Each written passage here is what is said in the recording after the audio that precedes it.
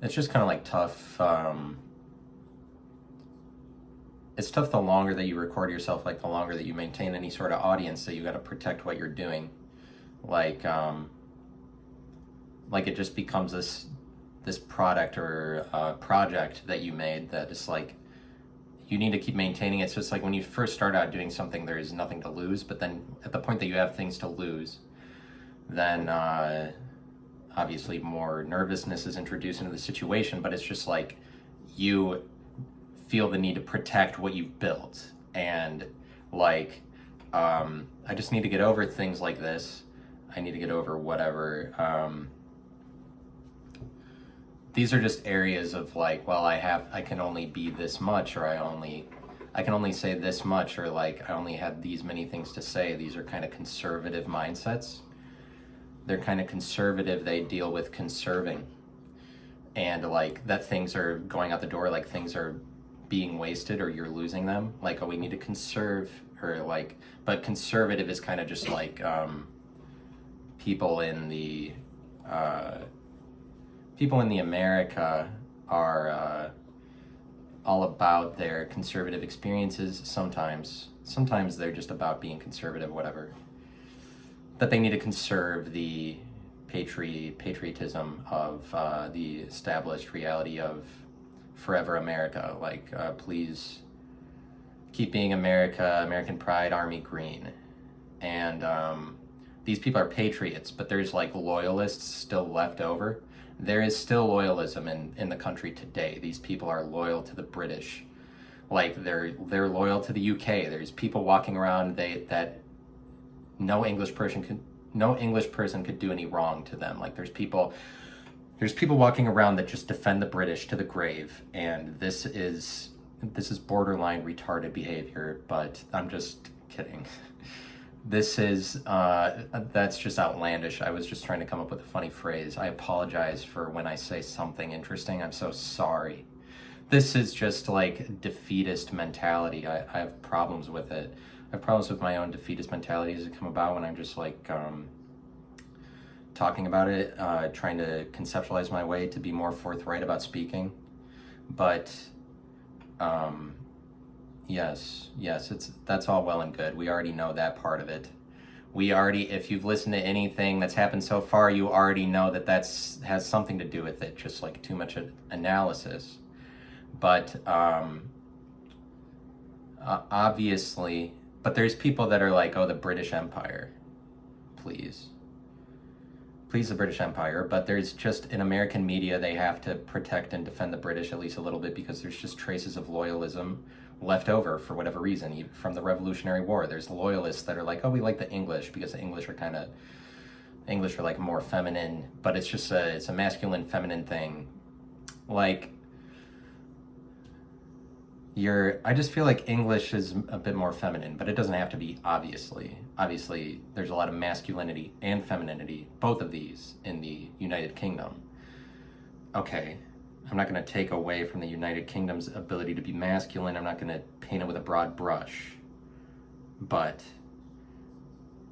it's just that, like, the American media has to cover so much of Ian Poulter and Lee Westwood in every single golf tournament. Why are these people on the screen in front of me? And I watch a lot of golf, so that's the problem. Probably right out of the bat. That's the problem. So I watch too much golf. But the amount of times that I've had to see Ian Poulter floundering around 4 shots behind the leader, knowing that he's never going to win this tournament. Same with Lee Westwood. Like,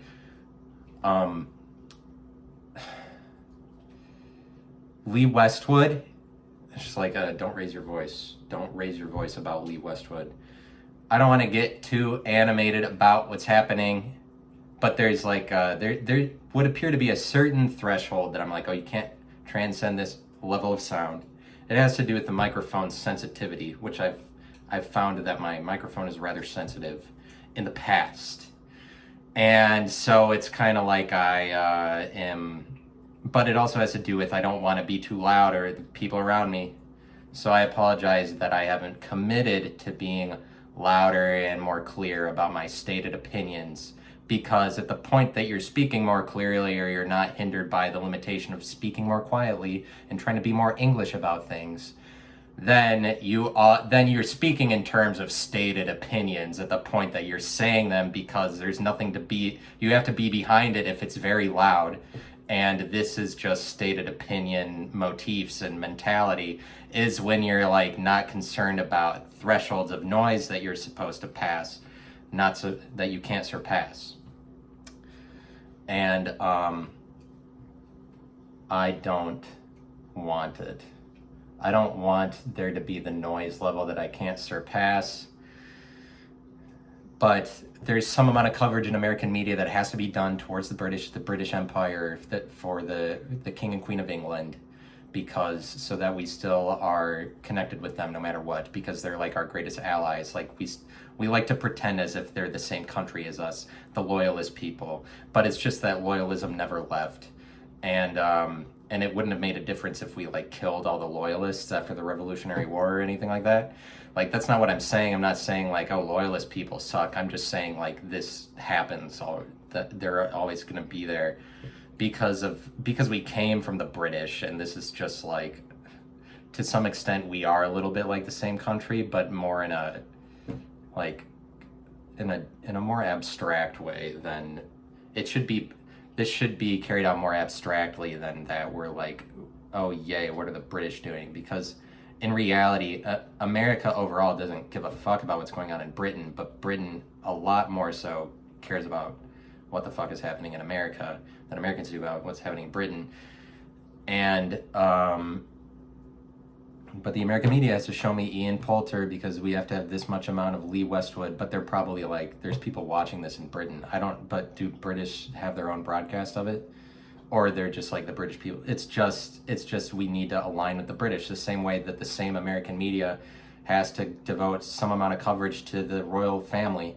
Like the same thing, like the people who are left over that like the royalty and English traditions, English things and shit like that we need to protect in this country. They tailor their message to broader audiences. They don't want to leave out the British loyalists, essentially, because don't tell me that these people don't exist.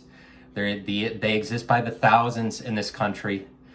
The defenders of the Brits, they exist by the hundreds, they exist by the thousands, they exist by the 100,000s, they exist by the millions, they exist by the trillions. There's trillions of defenders of the Britain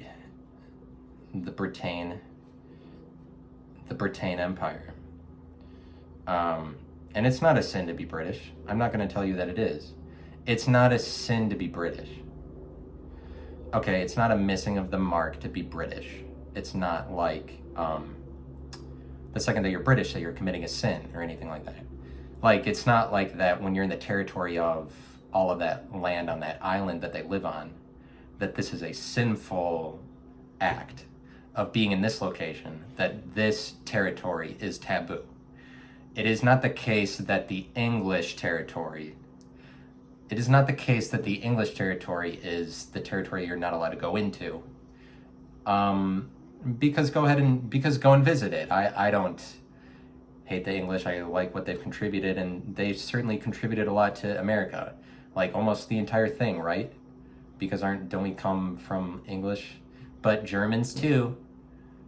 Don't forget about that. Germans also built this country. Hey, this country is built on immigrants, but it's like, you know that the whole argument politically, like, you don't have any standing to say that we can allow any immigrant in here because the immigrants that this was built on were, it's whatever, right? I mean, I guess that is an argument you can take where you're just like, well, all immigrants are immigrants. It doesn't matter that there were legal ones at this time and illegal ones now, or that's just like, oh, you were built on immigrants, because over time, nobody would care about who was legal is kind of the thing.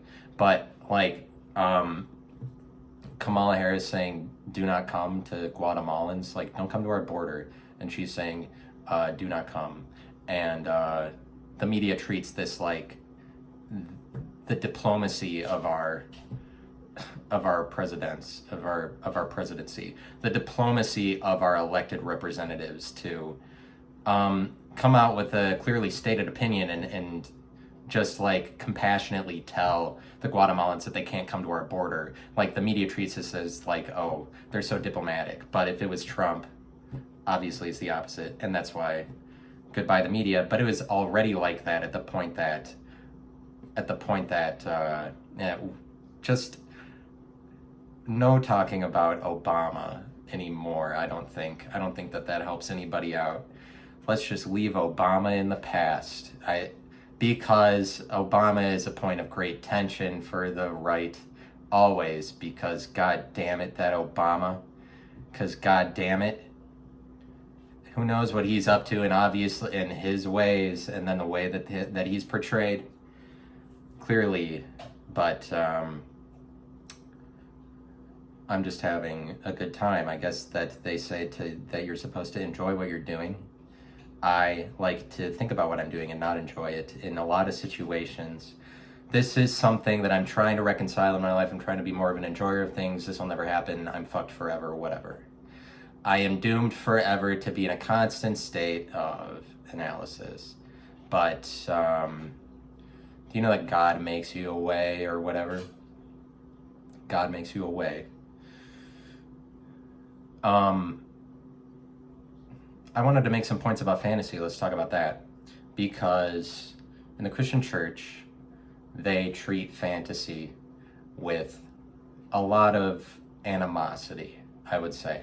They treat it with a lot of antagonism, fantasy. You're not really allowed to have fantasy.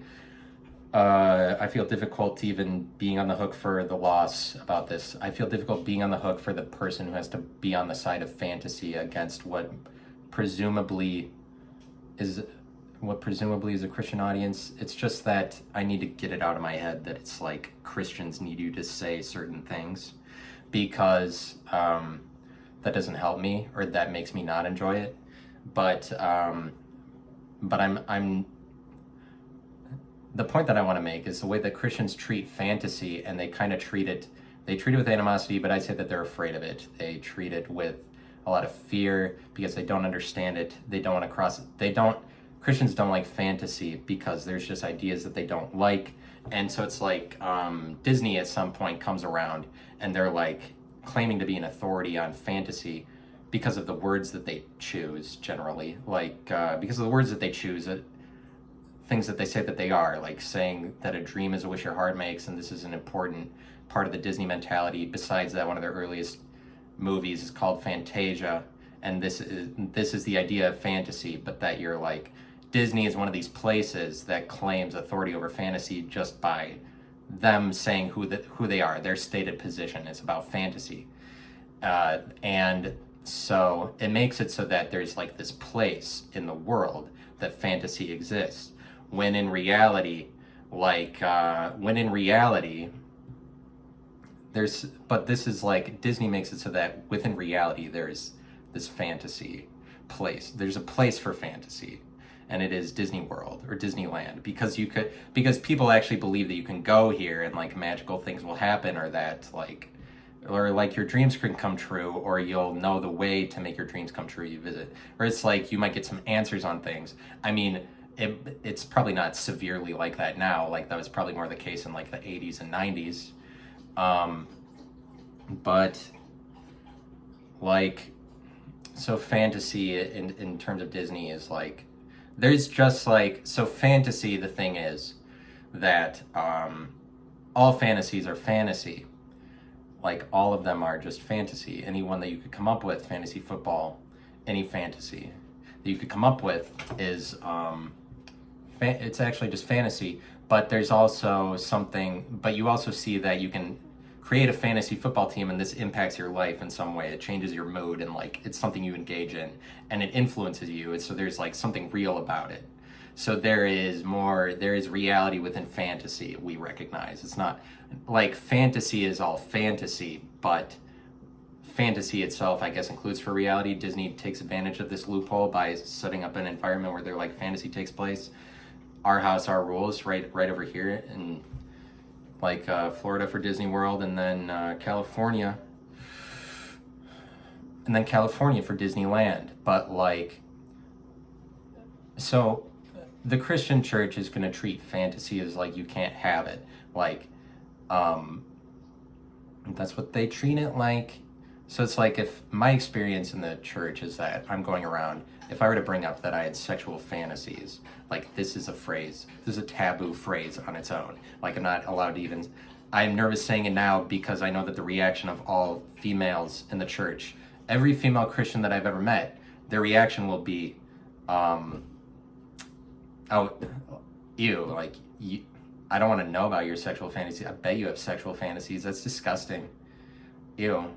Pretty much every single one of them, every single one of those female Christians. So I apologize for having to use a term like female Christian over and over again. I just don't have a better term. But so then it just, like, in a limited space like this, it's going to come across like I'm just very anti-Christian woman because I keep having to say this phrase, but I just don't have a better term.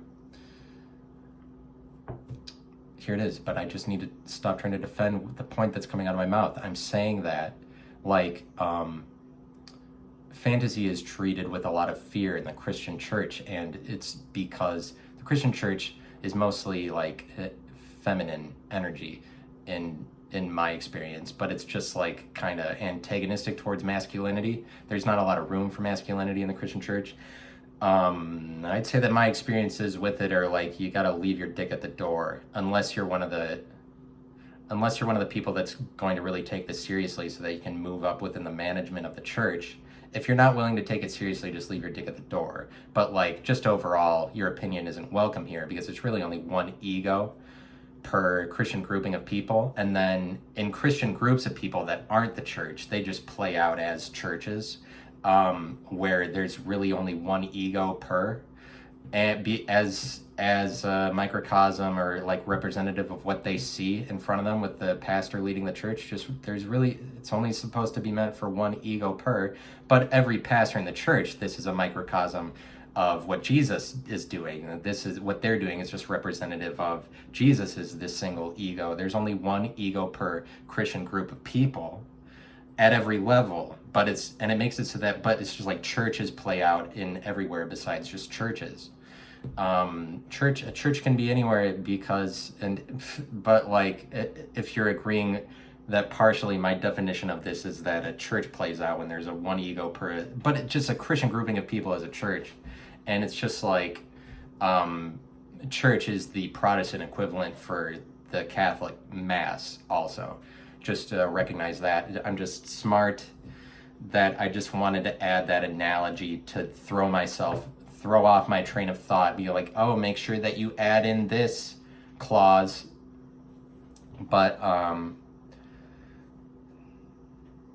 fantasy is just treated with derision. And the thing is, like, naturally, men will have sexual thoughts, but the church treats this as if these are not supposed to happen, that Jesus is supposed to lead you out of having sexual thoughts. But it's like, for one, aging does that for you. So it's like, people in the church that want me to correct my sexual thoughts, or that I have I'm just like, sexual fantasy is treated like it's an evil thing, but I think it's a case that fantasy's place is with sex rather than that whatever else it is. But it's like, you understand that fantasy in a world where you don't have to limit it, which is like in a Christian world you have to limit fantasy because they're afraid of it, and they're like, if you have sexual fantasies, none of those, like, stamp that out immediately. In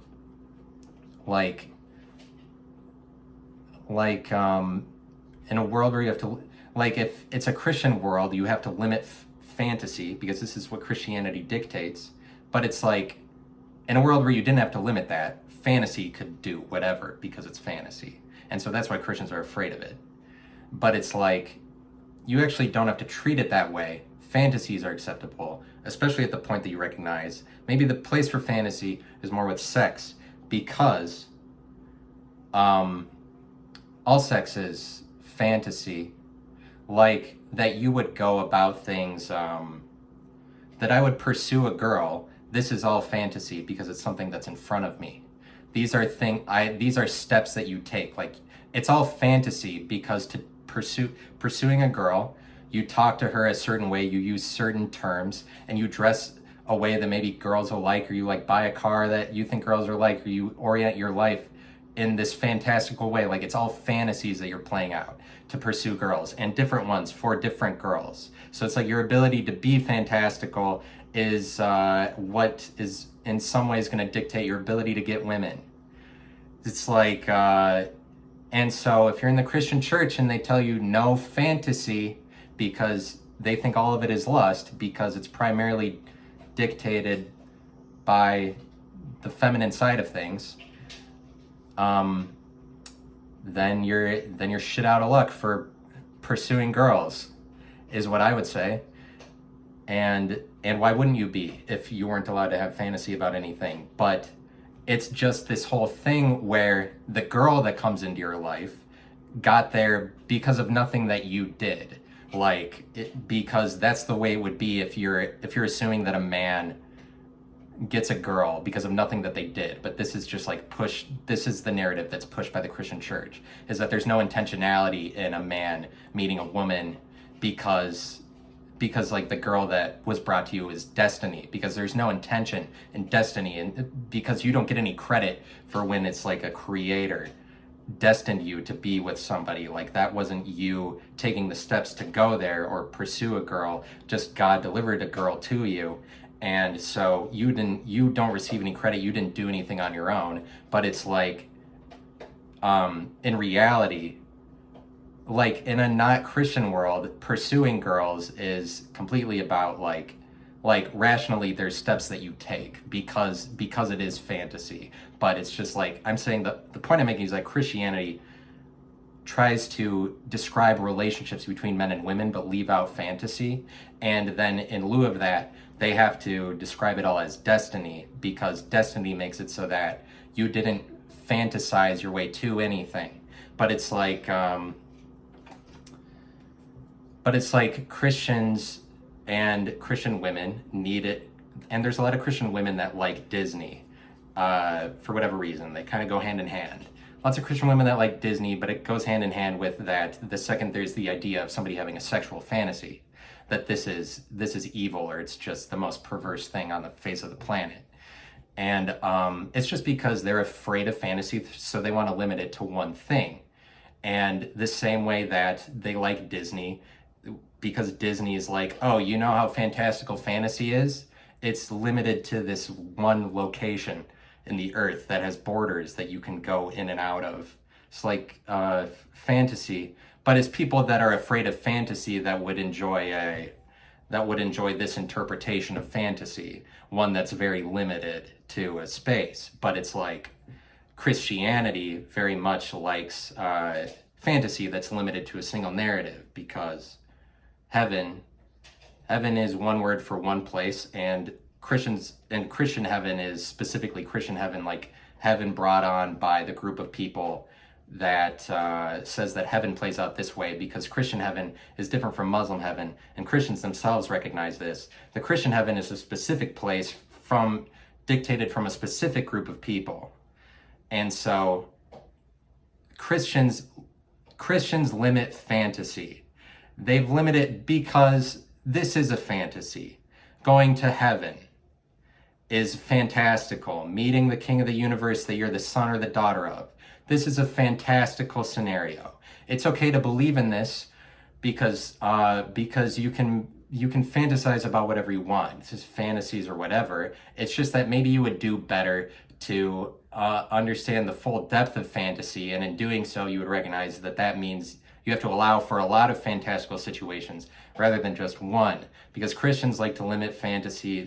They want it where they can see it. They don't want it to be fantastical. They want to tell all the men that the sexual fantasies they have are not of this earth or something, and they're afraid of it. They want to limit it to, but they'll try to get men to limit it to their imagination rather than that they would pursue a girl from their own intentionality. Any girl that you pursue, according to the Christians that I've heard from, is any girl that you end up with, it's the result of God, or you're going to hell for eternity. And like Christians want to limit fantasy to, and it's to the point that like, but their whole thing is they're limiting fantasy to just it plays out this one way where you go to heaven and this is our fantasy. It's this contained thing and contained in comparison to any other scenario that could play out, any other heaven that you could imagine on your own. But like any fantasy that you could imagine on your own, if you allowed yourself to say that fantasy doesn't have to be limited, if you allow yourself to say that fantasy can't actually be anything, but Christians limit this because they're afraid of certain terms, because they're a group of people that has their own taboos and shit like that. But it's just that they want to limit it to one place, and it's like it has to do with your imagination. Like, sorry.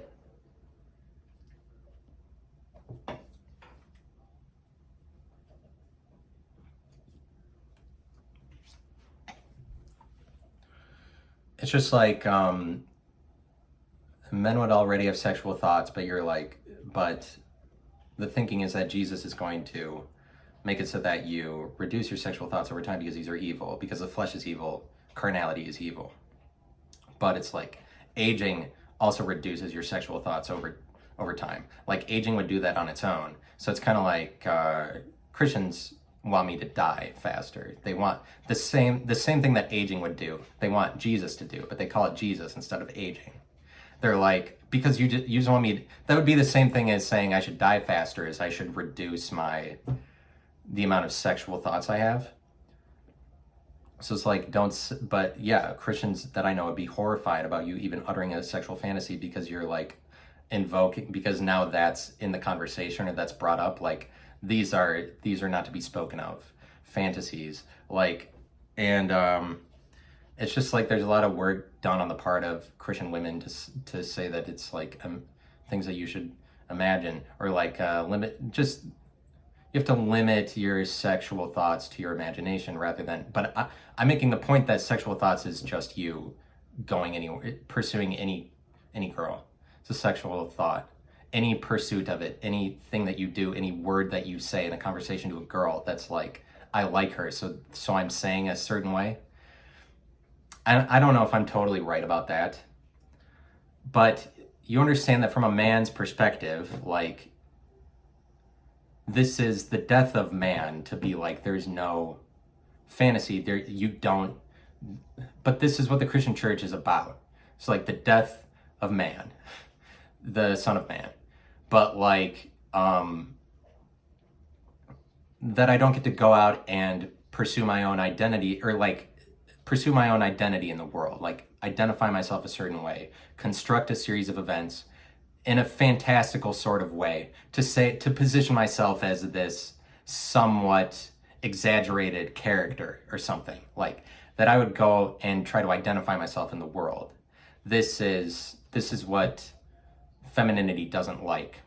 Femininity doesn't like that, or it's just against it, or it's just like, it's more feminine to not identify yourself, and that's why it's like the stereotype that women are always criticizing men and just like comparing them to, or like, you should be better. They're always on a man about that they're like failing in all of these areas. So it's like, to me, it's just the Christian church is so feminine because it's all about Jesus, the Son of Man that died on the cross. Like immediately, the second you're a man in a Christian church, like, oh, you're not as good as Jesus.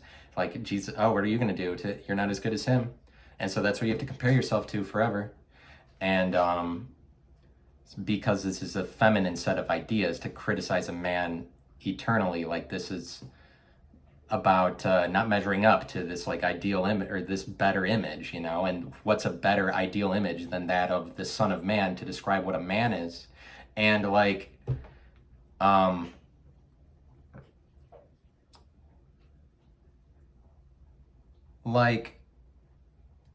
they just, but it has to do with imagination, and like the song I Can Only Imagine. This is a transcendent song. It's a transcendent song because it was so big, but said so much about the Christian church at the time that it came out. It's like, that's why it's so big, because it really resonated with Christian audiences. And it's because Christians like to go, Christians would like to, especially women would like to convince men, because to me it is kind of just like, it's more so, it's really just like women and men is what I would have arrived at. It explains a lot of it. That's why I go there, explain it in those terms, because I've found that to be the most comprehensive description of what's going on, because I'm trying to explain this to myself, what the dynamic between maybe Christian people who aren't as Christian, but like, I can only imagine resonates big with Christian audiences. So it's like 200 years from now, if anybody was paying attention to the evolution of Christian music, they'd be like, oh, I can only imagine was this big hit, because it like is symbolic. If a song gets really big, then it's kind of like is more symbolic of a group of people at the time. Like the same way that if a song gets really big, just top 40 in America, it's like symbolic of Americana, or symbolic of whatever's embodied by the culture or the generation at the time. It's just like, if the song is big enough, it rises to a symbolic level. But it's just that women would like to tell men that all you can do is imagine, that you're not going to go out in the world and make something of yourself and enact. But it's like, all of these things are fantasies, the things that you would do in the world, ways that you would identify yourself. Identities are all fantasies. Construction worker, that's a fantasy. Like, they're all fantasies. And so it's like really big with the Christian church, I can only imagine, because that's what they would like to tell everybody is the case, is that all you can do is imagine. Because don't make it so that you can make something of yourself in the world. And it just, like, imagination and fantasy, they're related. But it's like, so Disney does this whole gypsy thing to claim that they're the authority on fantasy, and then it's kind of like Christians have this strange relationship to Disney where some of them are afraid of it, or they're always criticizing it for whatever they do, like the images that they put into kids movies, shit like that. But there are reasons to be wary of Disney, besides whether or not you're a Christian. But like, so like, I'm sorry, it'll probably just sound derogatory towards Christians. I apologize. I'm just, just like, what the hell? It's just, we live in a world where you're supposed to like apologize a certain amount, obviously. I apologize for apologizing. Just like I'm saying these things, and then I have to take the time to say I'm sorry. Fuck me. Fuck sorry in our society. Fuck the sorry, just because when you start invoking a lot of sorry and saying that you're sorry for things, it just makes you carry out things in a really apologetic manner, especially when you understand that you can be sorry about literally everything, and this is just an excuse that you can use. Like, the pervasiveness of sorry in our communities and in our families is rampant, and we need to reduce it, because everybody's sorry about every single thing, and when they're not, just because this is an excuse and then you go into a more apologetic manner, this is just a way of introducing yourself to a greater level of passivity. All right? Is everybody good? Is everybody good with that? And but just, so the thing that I was going to say about Disney, so it's like, there's some Christians that are like wary of Disney for claiming the authority over fantasy, or just overall, they're wary of it. But Disney does this thing with fantasy, like if you look at the phrase, a wish is your heart makes, or a dream is a wish that your heart makes. Like, a dream is a wish that your heart makes is like saying that a dream is a wish that your heart creates. I don't think your heart creates anything. I think your head creates things. So it's like a dream is a wish that your heart has, maybe. So a dream is a wish that your heart possesses, because your heart doesn't create. Your heart is not the thinking part of you. They're not creating anything. And so that's part of it. But besides that, this phrase just kind of fucks with your concept of time, because they're really cavalier with how they're using the phrase dream, because the reason that we set up language a certain way is like that we say that this word corresponds to this set of ideas, is so that we can talk to each other about these things, or like more easily communicate. So it's like if Disney goes around saying that a dream is a wish, this is not accurate about dreams, because dreams are they're not in the future, they're not forward, they're dreams. So it's kind of like they say that dreams are fantasies with a statement like this.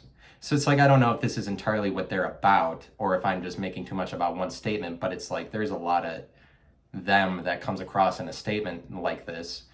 And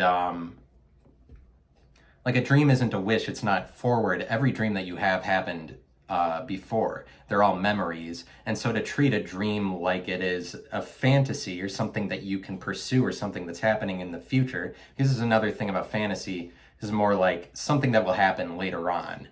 But dreams are not this. Dreams happened before.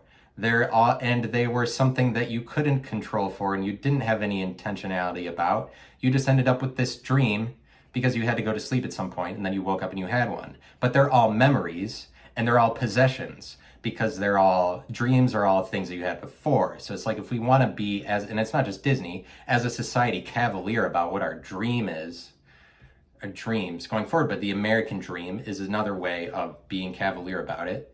The American dream, just that phrase on its own, whatever.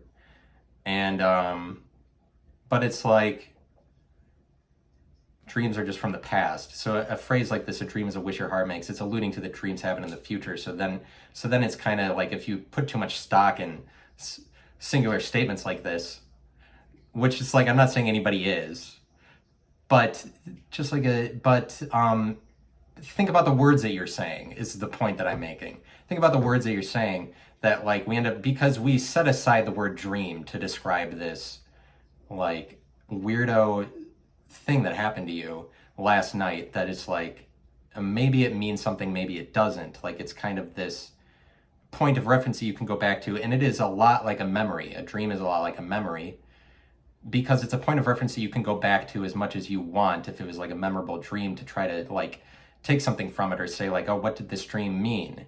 Or at least, yeah, you could say like, what did this dream mean? Because especially if it was a particularly peculiar dream, that would mean that there's something to be said about it, or like maybe something you can't get over, especially if you keep remembering it. Same with a memory. You can go back to a memory and try to take from it as much as you want. The same with a dream.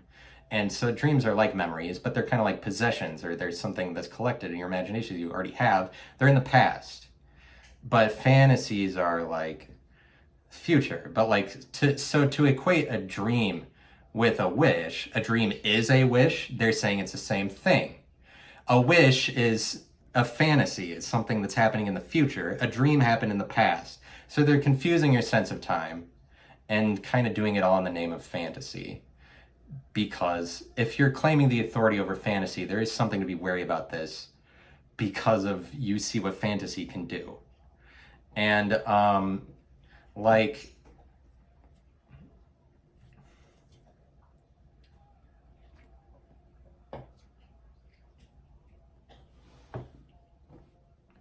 a dream is a wish your heart makes.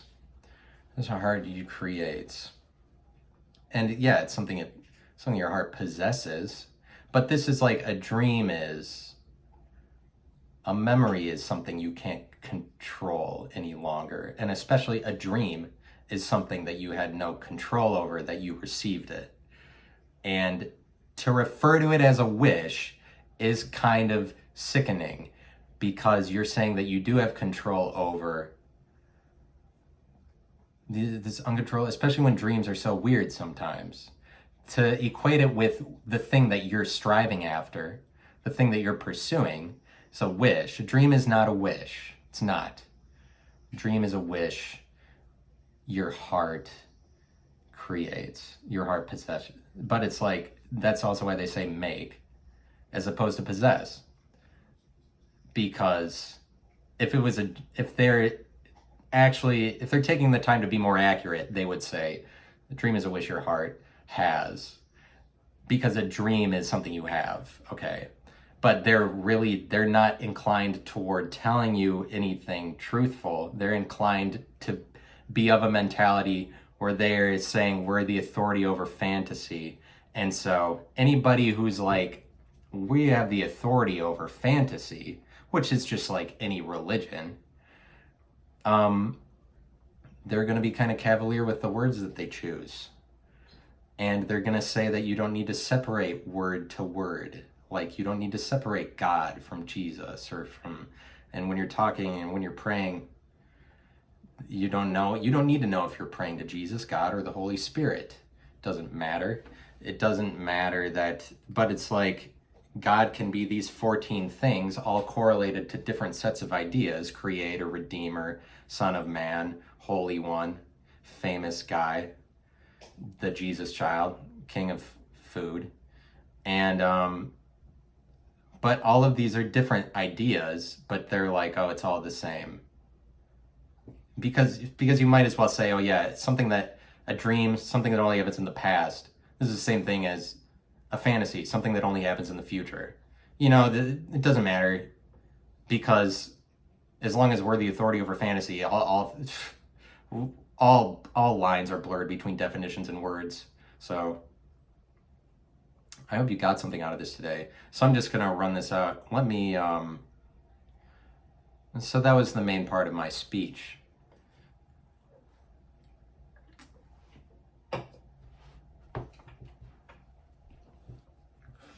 I'm sorry that it comes across as negative. This is just how it has to play out because I'm in a slightly compromised situation.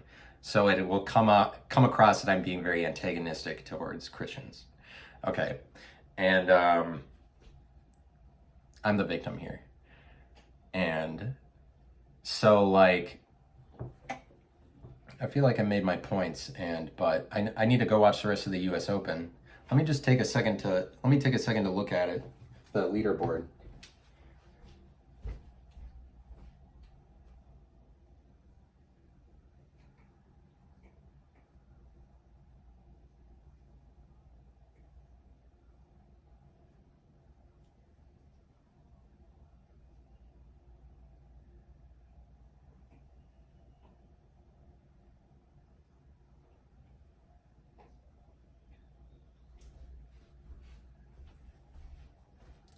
They're not showing me a leaderboard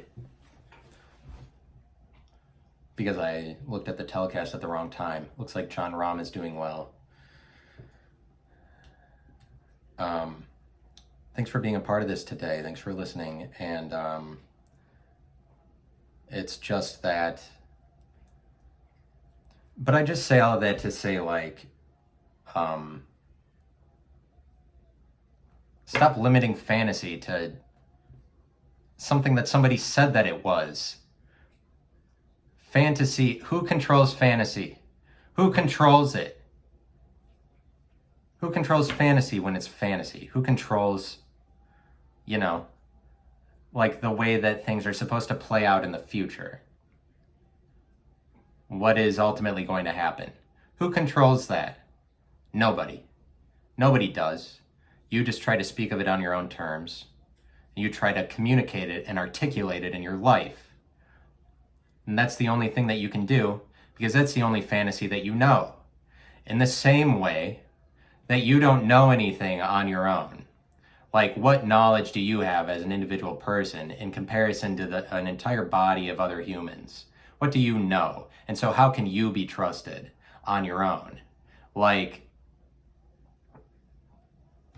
it's just that in order to communicate anything about yourself at all or live your life at all, of course, like, people are talking in the world, right? People are having conversations with each other. This is indicative of that people have to trust, like, you have to trust yourself to do anything at all.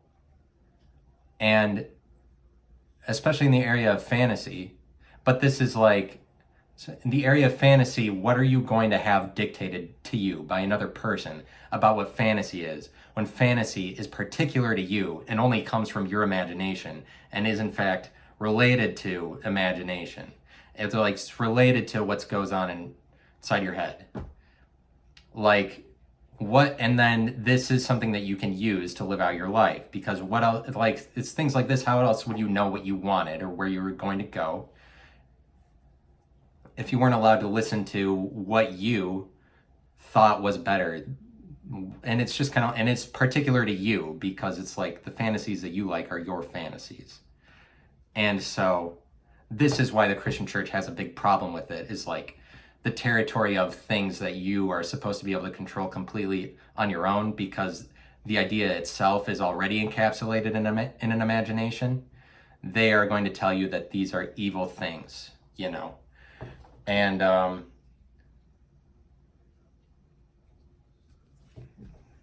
fantasy is not to be limited, obviously. Obviously, fantasy is, what can you fantasize about? Fantasize further.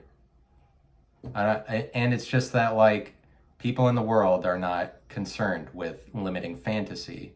They fantasize about whatever the fuck, and then do it in the real world. And it's just like, I'm saying there's better ways to live than think that fantasy always has to be limited or dictated under certain property lines, certain authorities. Thanks for listening.